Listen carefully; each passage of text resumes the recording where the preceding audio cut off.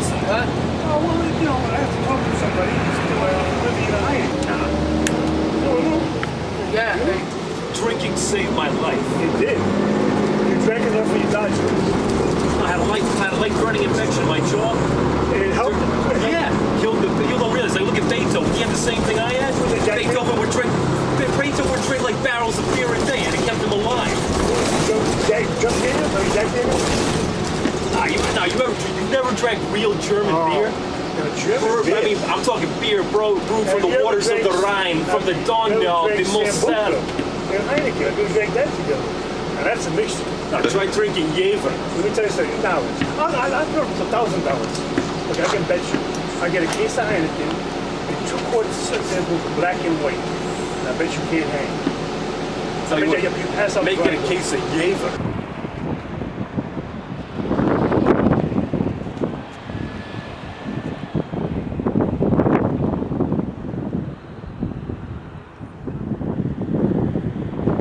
I just like to say this is a very nice place. They should have like a recording system for like people that want to speak their views. And I think it's a very nice place. The people are very nice.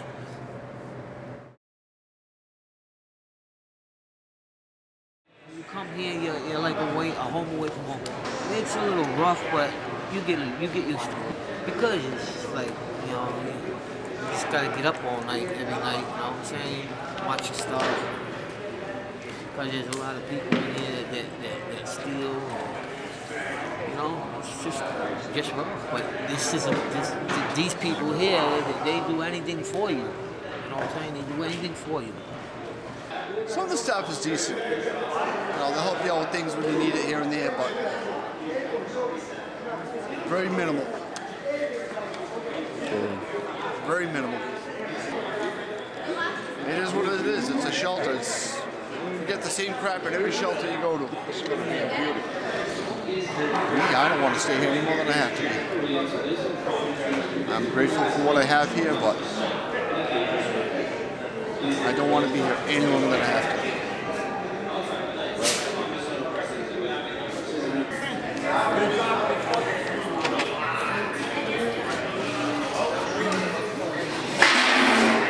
Shut the door. Shut the door. This is not right. They still, we got knobs, that's what has no reason. There's no hot water. This is a fucking prison. I fell on a lot of times. I went into rehab.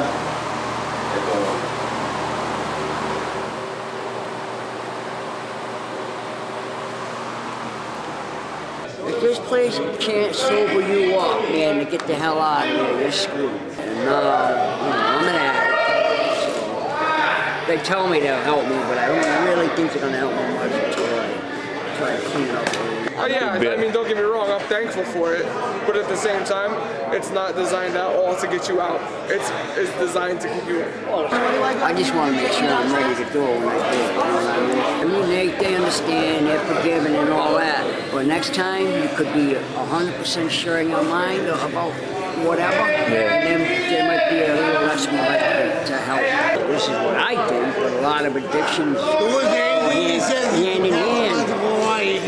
Oh, don't listen to Mo over here. Mo, get out of here. He's a lifer. He's a lifer. He don't know it, but he's a lifer. 10 minutes smoke break!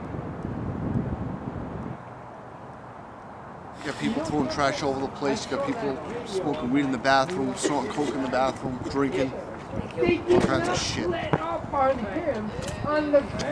Because I'm a felon, that makes me a minority now, even though I'm white. And I'll use that to my advantage every bit of the way.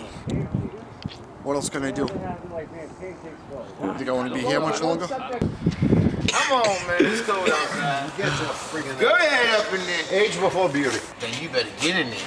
Right now. When you come on, you're like 80 years old and you're talking about age. What? You gonna let him do that? Absolutely. Okay. I'm not gonna go. Come on. Well, then I'm gonna just tell you, you can't come back in. It's 2 quarters. You see, the harassment? You beat me. I told you, you can't win. You can't win. You can't win around here. Some guys are institutionalized. Some guys will just come and stay as long as you let them because that's what they're used to. They go in and out of prison, so it's really nothing. They have their freedom. So them are the guys that you kind of want to try to reach out to a little more because this will just become home if we allow that to happen. Some people will say, well, you just got to let them be, who they are. And for me, that was a problem in my life. Somebody let me be who I was, and so I never was willing to change. My whole hand should have hurt my freaking hand popped. I thought for a second. I've been doing this type of work for like 10 years. I was in the shelter. After I got kind of set free from what it was that was keeping me homeless, I wanted to give back, and so I did. I stopped drinking and doing drugs, pretty much. Was my hindrance. You stopped drinking and then you came back and started working here and you started up again. You guys drive me to drink. Lately it's been very good, but back in the 2-3 years ago, you could tell if it was going to be one of those nights from hell. We check the guys when they come in and we check them for alcohol. So we get to see them whether they've been drinking, doing some drugs or whatever. Today, it's nice. The guys really are learning respect here, and it's only going to get better. Hey, George. Hey, soup is food. You know you like soup. Stop. Just want hot chocolate.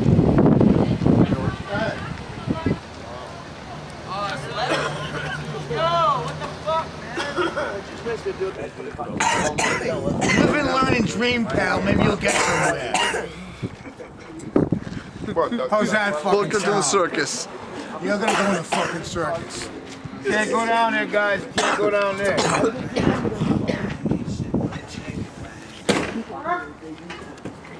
Oh, he's back! He's back! Here's the shot. I'm gonna show you the shot. Just one call. Oh, Rick. Get that last big crying. He's crying for you. This is the owner of the building. Oh, not crying. Sorry. Okay. Look, the light should be good.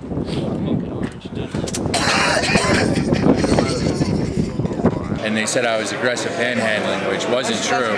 Like, aggressive means that you're walking up to someone and begging for money. I was just standing there with a sign. I had warrants and everything else. I ended up serving 11 months on a year. So I just got out. Now I'm back here doing this. They harass the shit out of you if you're on the corner and you're panhandling.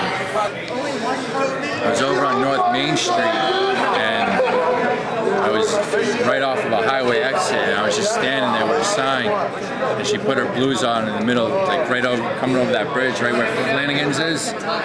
She put her blues on, she told me to turn around, dump everything on the hood of the car, and at the time I was shooting heroin and I forgot I had a needle on me and she searched my pocket, she found the needle, but she already had in her mind that she was going to arrest me right off the bat. And she thought that, she was playing super cop or whatever by saving someone else's life. I mean, I guess that's her job to protect and serve. Like, maybe she thought she was protecting me, but in a way, I mean, that one cop did save my life. We count every half an hour just to see how many people we have. We don't turn anyone away. Especially out of Vegas, it's great. I'm sorry. Good thing, grab me a seat. Hey, buddy, you gotta take you out to dinner first, all right? We went over this already. I have a 20-piece McNugget, 6-pack PBR. I'm all yours. Take it a Burger King. Bread bun. You cheap fuck, I want McNuggets.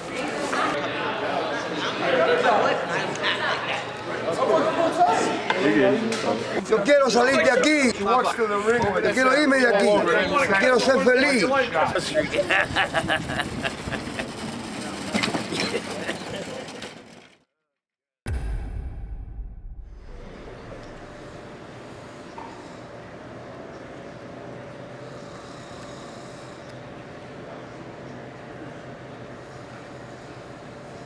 What lies within this naked, twisted, tormented soul? Is each scream of me a tick of time and mortal clock? A pleasant rap for the soul's reward for the pain that suffers that came before? We'll meet again, oh sweet death. Will you answer my questions or will I have to live them again? Very hard to get a fall asleep. I'm not with my wife. I used to sleep with her. Fall right out to sleep. She used to lay on my arm, and I fall right out to sleep. I've been sober 29 years because of my wife. I love her to death. She saved my life. I would go over the bridge for her. But you know, she's dying in my lap. The voice of the lady, and I can't see it. I don't want to build a casket and have her build in my lap and have her die in my lap. I can't do that. Because I'm going to go apeshit. Not no joke. It's just happened. It just happened. Being on the street since I was 9, you've never been homeless, huh? It's not easy. When you gotta go into McDonald's, go into the garbage can after 11 o'clock and pick the garbage to eat, then you know that's bad. You're eating like rats. What else can I do? You have to survive somehow. The bottom line, look right here, the bottom line, homelessness kills, you know? Oh,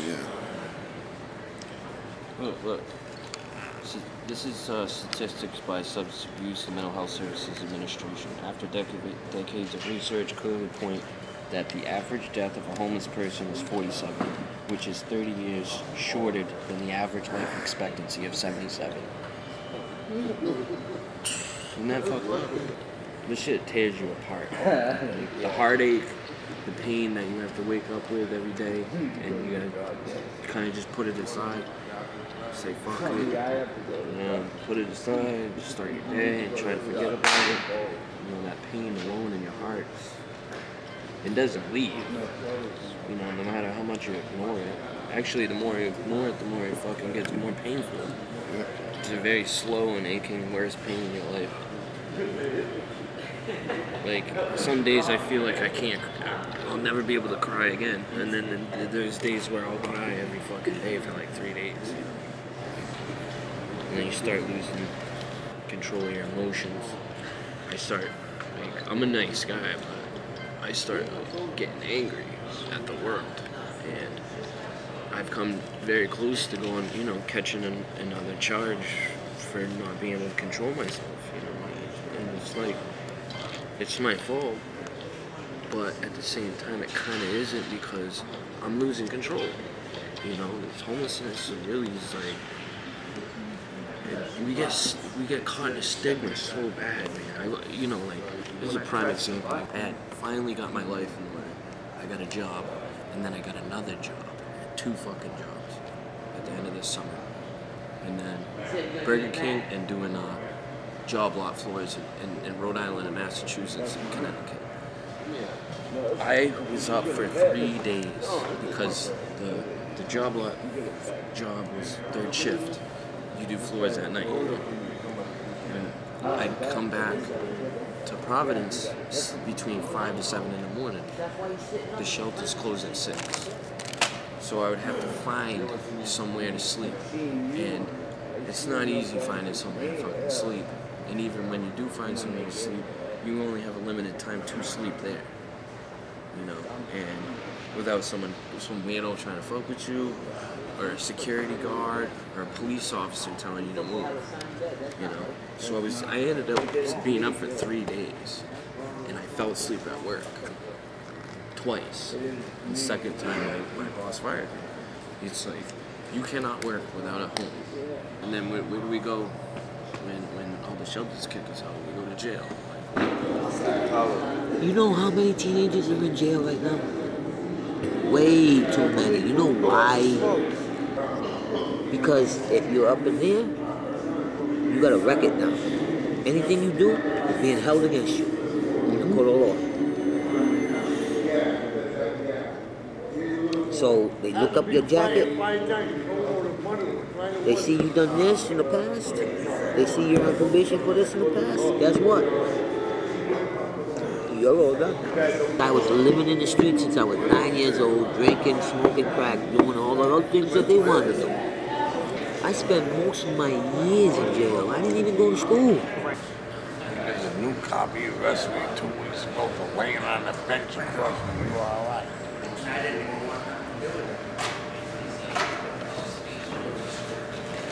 Don't I do this? It's not a private park.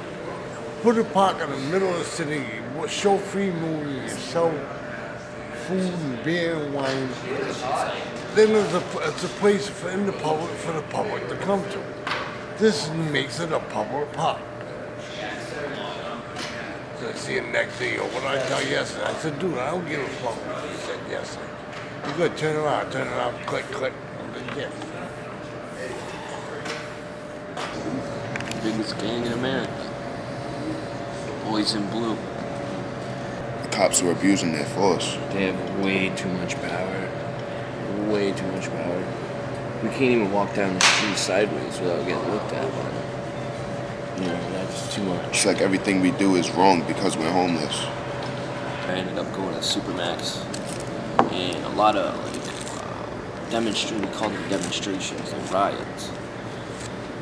What all you do is you just cover your window, and then they go, okay, this is the last chance. You want to cuff up or get maced, and then they fucking fog the mason with the big fogger, cover the whole room, and then the mace is all them guys too, which is a stupid thing about mace. And then they got 4 people, 1, 2, 3, 4, and then you got a torso guy, so you got 5 guys coming in. And then they got the shield guy, which is in the front. So you smash the shield. And then they're gonna beat you up anyway. So you might as well try to hurt them. Because they're gonna hurt you so bad anyway. The less you fight, the more you get hurt. It's fucked up. But they put you down with the shield, and then they shock you with it. 80,000 volts. Don't do that.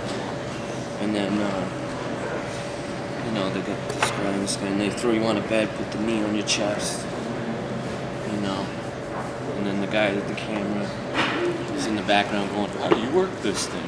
I don't know, what's wrong with it? Oh my God. And every time they move the camera out, they fucking punching you and kicking you and fish hooking your eyeball. I kept telling the nurse, I'm like, listen, I can't see. I can't see. She's like, open your eyes.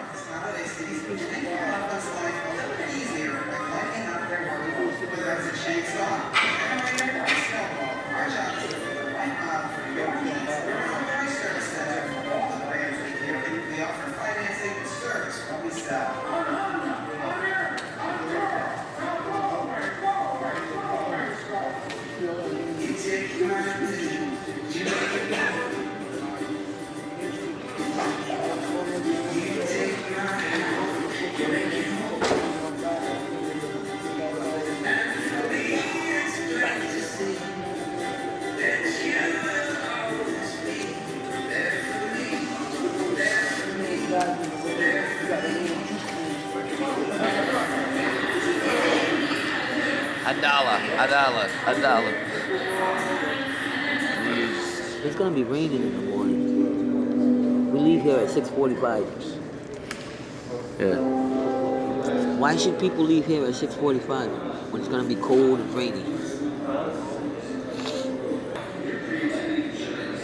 This is a day-to-day thing.